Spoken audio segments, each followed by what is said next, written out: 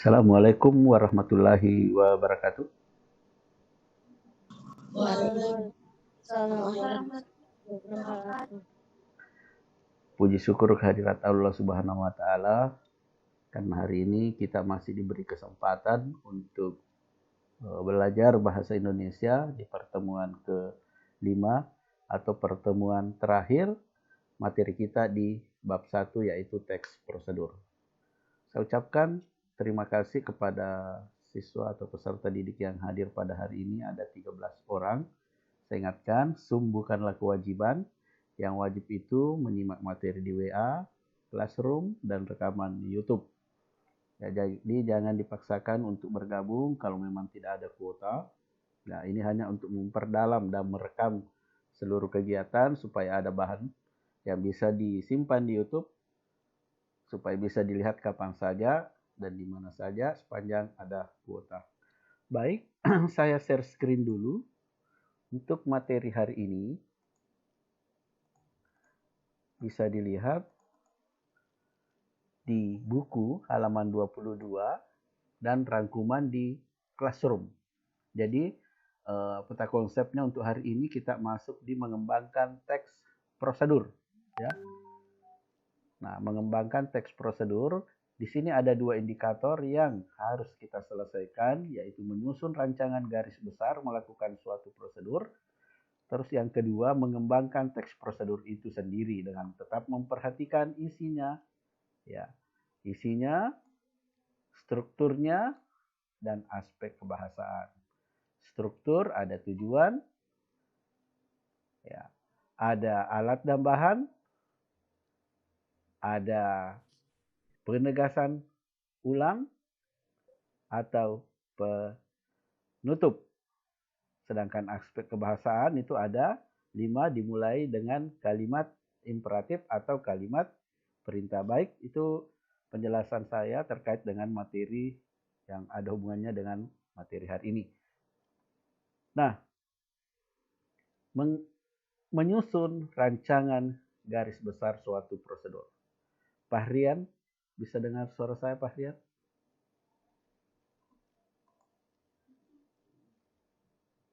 Aduh, terputus.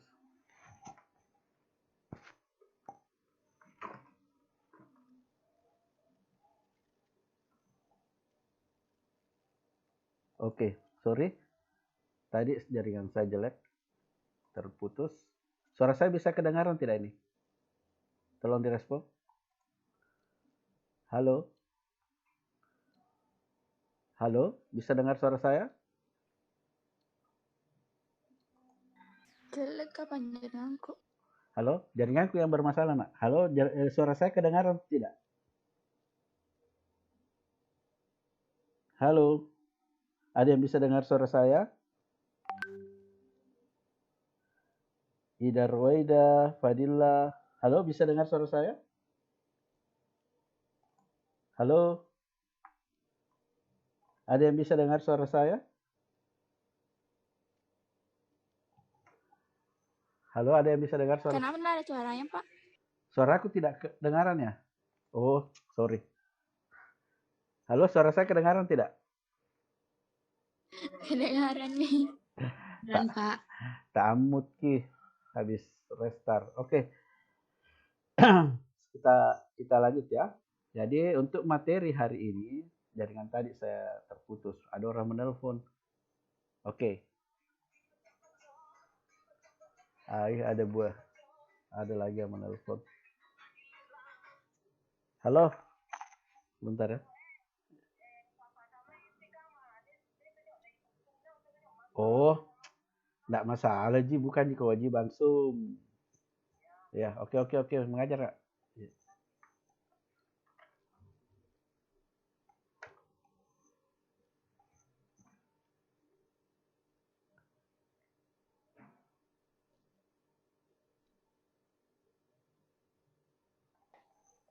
Oke. Terputus lagi, ada yang menelpon. Oke, masih bisa dengar suara saya? Oke, nah Bisa Pak, bisa. Guru BP menelpon kalau ada yang istiqomah katanya tidak bisa ikut. Nah, sekarang perhatikan. Materi ini juga saya sudah rangkum lebih jelas di Classroom. Nah, bagaimana cara menyusun? Ya, kalau misalnya nanti ada PR-nya bagaimana membuat teks prosedur, ya kita buat dulu. Usahakan tidak terlalu banyak menggunakan kata-kata sulit. Apa itu kata-kata sulit? Sudah saya jelaskan pertemuan yang lalu, bisa masuk kata-kata teknis. Namun, meskipun katanya sulit, itu tetap bisa kita temukan di kamus. Ya, saya ambil acuan dulu di Classroom-nya yang saya sudah rangkum. Nah, ini kelihatan tidak ini? Kelihatan di Pak. IPA 1 kelihatan ya. Oke, saya edit dulu biar jelas terbaca. Oke. Nah, perhatikan. Jadi yang pertama, mengartikan kata-kata sulit. Kata-kata yang dianggap sulit dalam teks prosedur, ya meskipun sulit, tapi artinya bisa kita temukan di Kamus Bahasa Indonesia. Ya. Nah, apabila kata itu artinya kita bisa temukan di kamus, berarti kata itu bermakna leksikal, artinya bermakna sebenarnya. Artinya bisa kita temukan di dalam kamus. Ya. Contoh, makan. Makna yang sebenarnya kalau kita buka kamus, saya pakai kamus online ya, KBBI.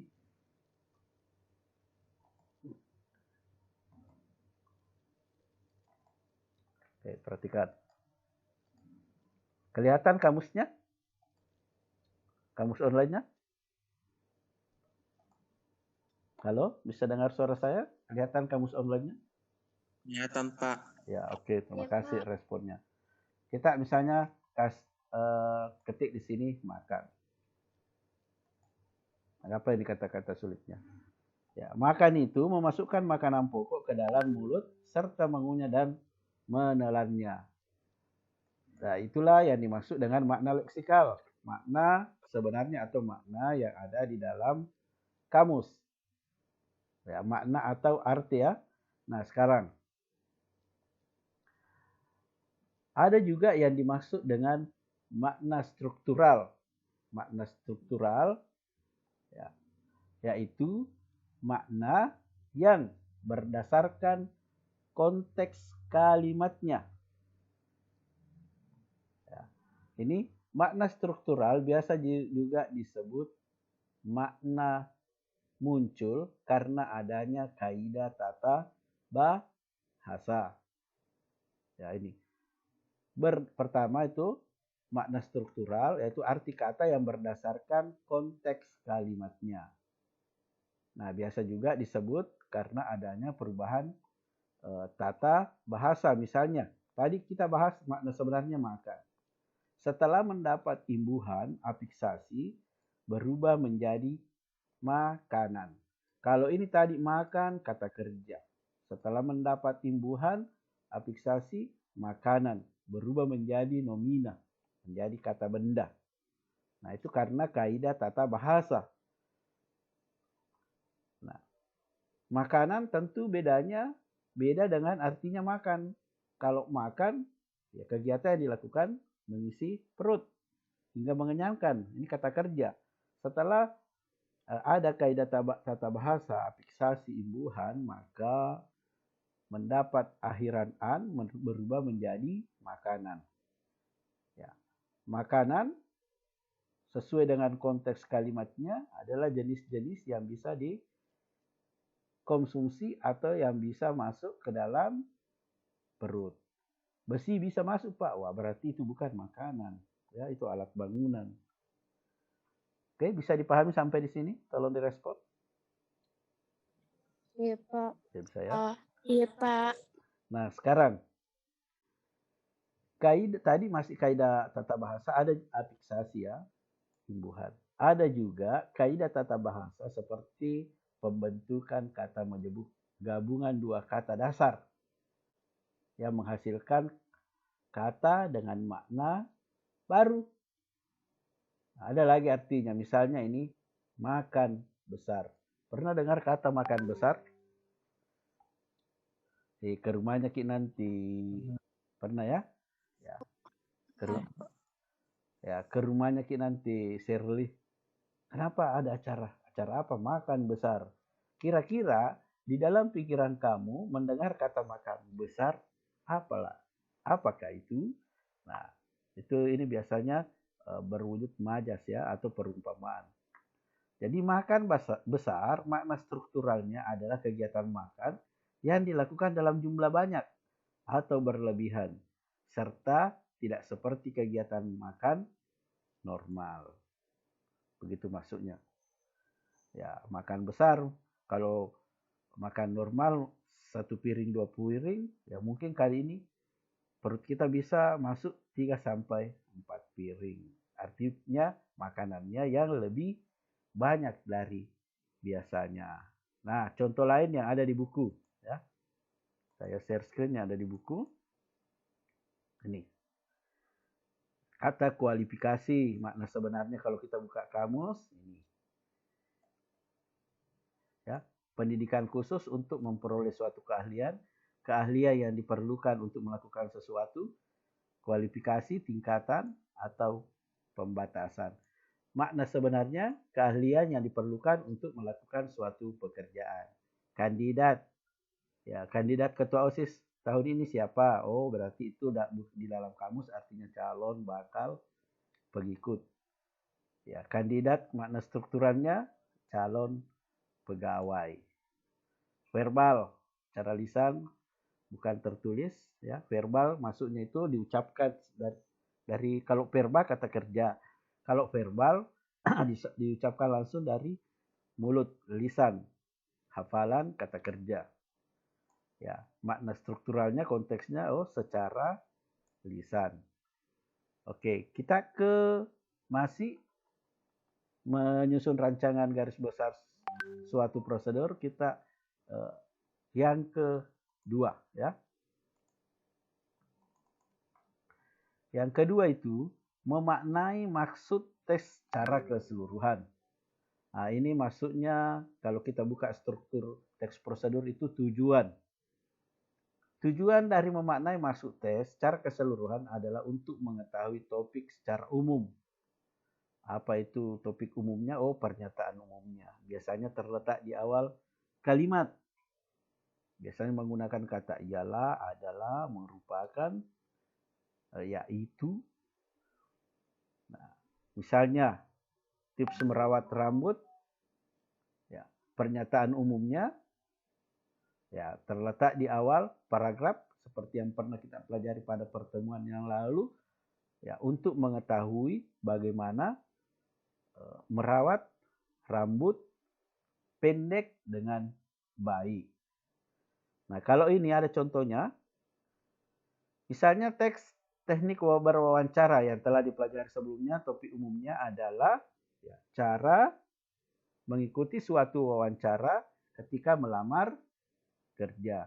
Kemudian tahapan-tahapannya 1, ya, 2, ini judulnya. Terus tadi tahap pernyataan umumnya kita cari di sini. Mulai dari mengantuk hingga bekerja. Nah, cara ini ya, topik umumnya ini bisa suatu wawancara kita melamar pekerjaan, mengarahkan seseorang pencari kerja. Nah, di sini setiap orang tentu ingin pulang kantor tepat waktu. Sayangnya ada saja yang membuat keinginan tersebut sulit terwujud.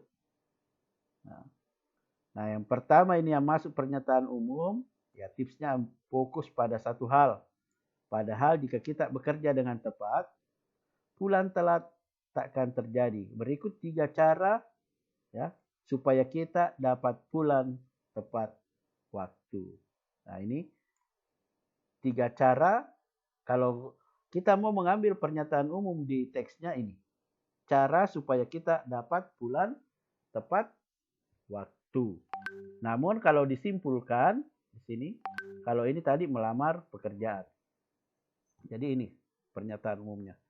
Tahapan-tahapannya, ingat tahapan-tahapan bisa dibuat mulai huruf A, B, C, dan seterusnya. Bisa juga nomor 1 dan seterusnya. Kemudian dijelaskan. Nah, terus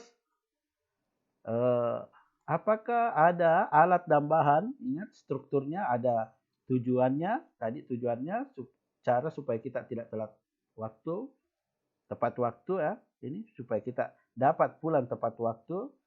Kemudian alat dan bahannya, oh ternyata alat dan bahannya di sini tidak ada. Terus yang ketiga adalah pernyataan umum. Tadi sudah. Penegasan ulang. Ini yang dimaksud penegasan ulang atau penutup. Apa itu penegasan ulang? Ya, itu berisi kalimat persuasif. Apa itu kalimat persuasif? Ya, kalimat yang isinya berisi ajakan atau ajakan yang punya materi atau ajakan yang punya teks itu supaya kita melakukannya. Coba kita baca. Nah, dengan begitu pekerjaan cepat selesai. Kita bisa pulang tepat waktu dan bisa melakukan berbagai hal. Nah, ini netegaskan kembali bahwa kalau kita lakukan ini yang di atas A, B, C, D, A, B, C, maka kita pekerjaan cepat selesai. Bisa pulang tepat waktu, bisa melakukan berbagai hal lain di luar pekerjaan. Nah, ini ada pertanyaannya. Carilah kata-kata sulit. Nah, di situ ada kata skala, prioritas, fokus. Ya, kita ambil yang fokus, ya, buka di kamus. Fokus. Nah, tadi di sini kalau fokus, ya kita artikan ya, titik atau daerah kecil tempat berkas cahaya mengumpul atau menyebar setelah berkas cahaya itu menimpa. Nah, ini kayaknya pelajaran fisika ya ini. Bisa juga pusat, bisa juga unsur semantis, predikat. Jadi ada 3 ya. Yang pertama titik atau daerah kecil tempat berkumpulnya cahaya. Ada juga pusat, ada juga unsur.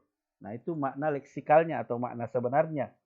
Kemudian ya, makna strukturalnya sesuai dengan konteks kalimatnya adalah konsentrasi.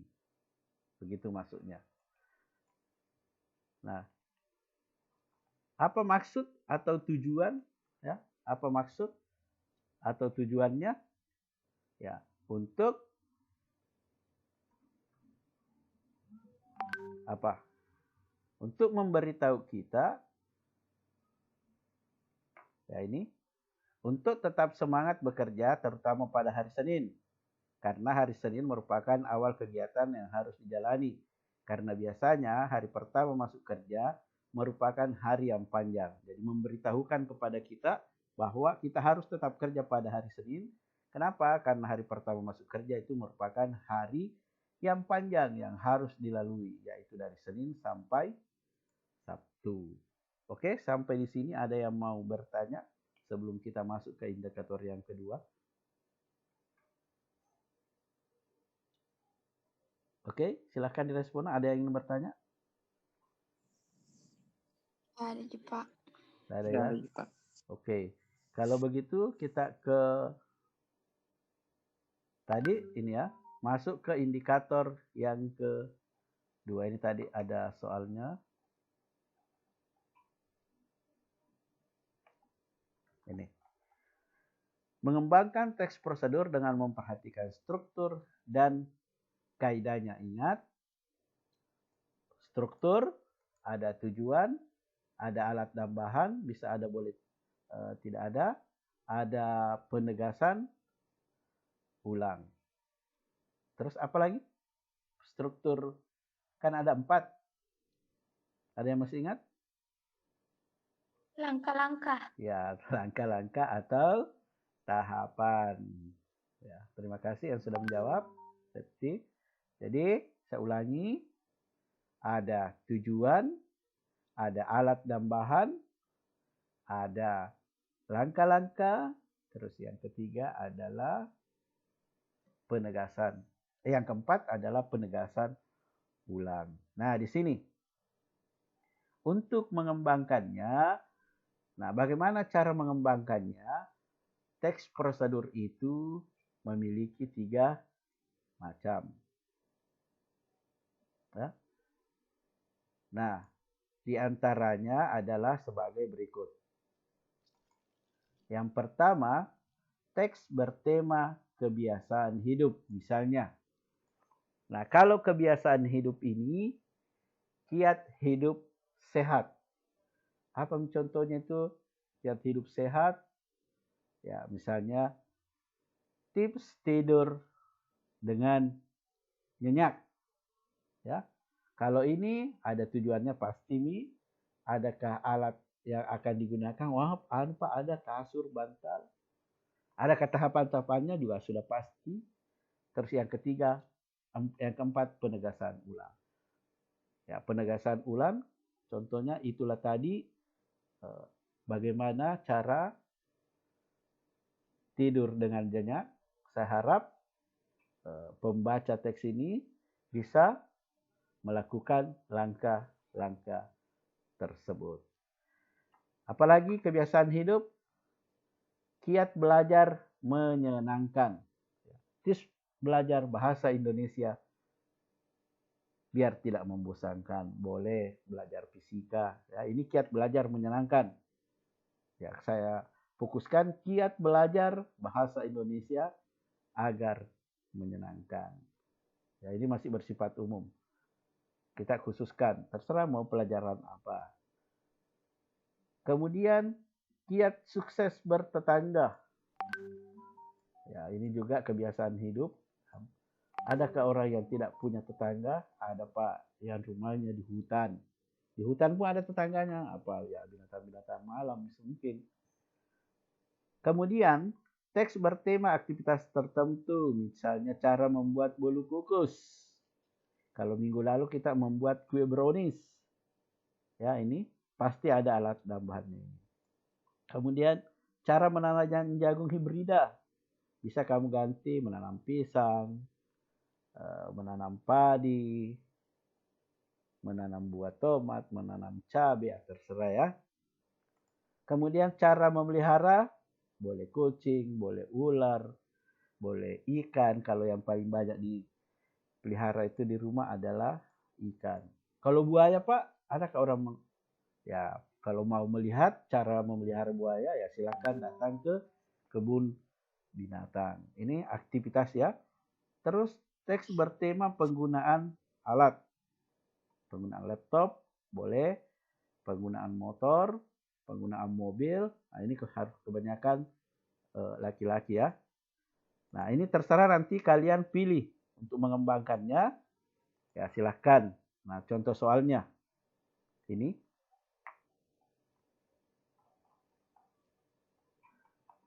Nah, ini sudah saya jawab. Jawabannya sudah ada semua di Classroom. Ini juga. Nanti silahkan ini membandingkan ya. Struktur teksnya. Oke, saya perlihatkan dulu ya. Jawabannya itu sudah ada saya perlihatkan dulu.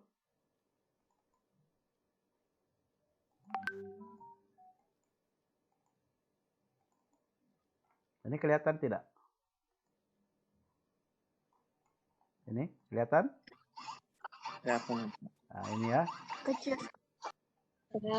Kelihatan ya? Nah, ini belum. Halo, masih bisa mendengar suara saya? Bisa Pak. Masih bisa. Oke. Nah, nanti silahkan kronologi itu, siapa tahu ada lagi yang, apa itu kronologi Pak? Oh, tahapan-tahapannya atau langkah-langkahnya. Ya. Ya, misalnya menjelaskan apa isi teks di atas, ya itu tujuannya. Ya, 4 tips agar tidak iri pada orang lain. Ya. Teks tersebut menjelaskan tentang beberapa hal yang harus kita ketahui supaya terhindar dari sikap iri atau dengki kepada orang lain. Nah, kemudian teks yang kedua, di sini kita bandingkan. Silahkan struktur teksnya cari. Ya. Teks pertama tadi itu, ini 4 tips. Kemudian teks yang kedua ini. Ya, meredakan kejengkelan pada hari Senin. Tuliskan di sini, ada atau tidak. Kemudian penegasan ulang, ya kalau ada. Kalau ini penegasan ulangnya ini ada. Cobalah untuk berada di rumah sebelum. Oke, silahkan nanti dibaca ya. Jawabannya sudah saya buatkan. Kemudian yang terakhir itu, di sini hanya misalnya, apakah tes ini memiliki pendahuluan dan penutup? Yang dimaksud dengan pendahuluan pernyataan umum, penutup itu adalah penegasan ulang. Ya. Ya. Tuliskan di sini, kemudian jelaskan di sini.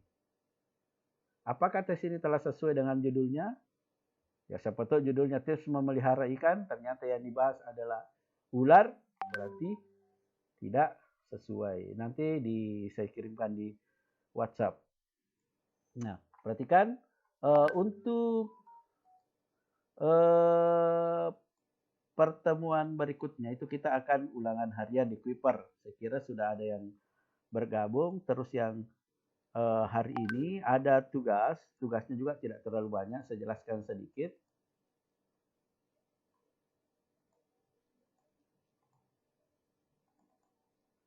Nah, buatlah wacana teks prosedur dengan mengambil salah satu tema. Ya, silahkan cari tema tadi yang sudah saya jelaskan baru-baru. Kemudian identifikasi. Pernyataan umumnya ada, tuliskan di sini. Buat tabelnya seperti ini ya. Kemudian tahapan-tahapannya tuliskan. Nah, kemudian berdasarkan teks prosedur yang telah kamu buat, nah, tuliskan tujuannya, langkah-langkahnya, penegasan ulang, kalau ada, tapi harusnya buatkan. Kemudian buatkan kesimpulan.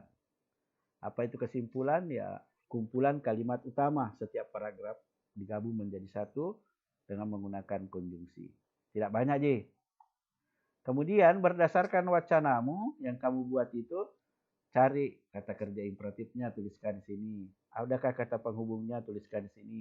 Adakah pernyataan persuasif atau ajakan untuk melakukan sesuatu, tuliskan. Adakah kata teknisnya atau kata-kata yang sulit dimengerti? Apakah menggunakan alat? Ya, tuliskan. Tidak terlalu susah. Kemudian berdasarkan teks prosedur yang telah dibuat, carilah kata-kata sulit yang digunakan, kemudian buatkan tabel seperti ini. Kalau 2 yang kamu dapatkan, cukup 2 saja. Kalau 1 saja. Oke? Bisa dimengerti tugasnya? Iya, Pak. Oke. Iya, Pak. Oke, ada yang ingin bertanya sebelum saya akhiri? Halo? Bisa direspon? Ada yang ingin bertanya? Ya. Di map ditulis, Pak. Betul sekali di mapnya, ya. Di mapnya itu ada fotokopi rapor semester terakhirnya. Oke, kalau tidak ada yang bertanya, ada lagi yang mau bertanya sebelum saya lanjutkan? Tidak ada ya? Oke, kalau tidak ada, silakan nyalakan videonya sebentar saja, saya screenshot. Karena yang hadir ini ada 21 siswa. Biar namanya tidak double. Sebentar saja. Nanti kalau ada yang ingin bertanya, boleh ya. Oke, terima kasih yang sudah menyalakan videonya supaya namanya tidak double. Dan biasanya kalau double biasa tidak absen otomatis. Oke, masih ada 4 orang tapi tidak apa-apa. Cuma namanya double dan biasanya bingung nih sistem. Oke, saya ucapkan terima kasih yang sudah hadir. Kita sudah 30 menit di sini bercuap-cuap dengan ucapan alhamdulillahirabbil alamin. Pertemuan, ada yang tahu pertemuan berapa ini? Kelima, Pak. Ya, pertemuan kelima saya nyatakan sudah selesai. Kalaupun ada yang ingin bertanya, boleh berkomentar di Classroom atau berkomentar di WhatsApp. Insya Allah pertemuan berikutnya kita ulangan harian lewat Kuiper School. Silahkan buat. Kalaupun masih ada yang bingung, boleh japri saya ya pertanyaannya. Wassalamualaikum warahmatullahi wabarakatuh.